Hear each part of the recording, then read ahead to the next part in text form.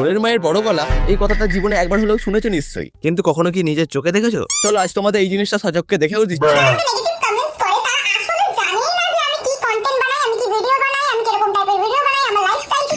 কিছু না জেনে বুঝি, ঠিক আছে চল তাহলে আজকে একটু তোকে জেনেই নিই।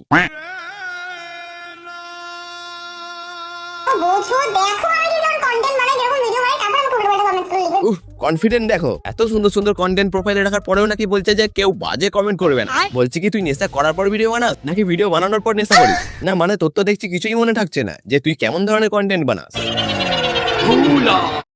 আর দেখো, কেউ চুরি করার পর যদি সে পুরোহিতের পৈতে গলায় পড়ে নেয় তাহলে সে কিন্তু পুরোহিত হয়ে যায় না। ঠিক তেমনই সারা বছর অর্ধউলঙ্গ হয়ে রাস্তাঘাটে কোমর আর পাচা নাড়ানোর পর যদি সে একদিনের জন্য ডিসেন্ট ড্রেস পরে ভিডিও বানায় তাহলেও সে কিন্তু সত্যি সাবিত্রী হয়ে যাবে না। ঠিক বলেছো। কি রোস্টিং? তাও আবার তুই করবি? এটা শুনে একটা কথা মনে পড়ে গেল। কি যেন কথাটা, কি যেন, হ্যাঁ এটা। अब घोड़ों की रेस में गधे भी दौड़ेंगे।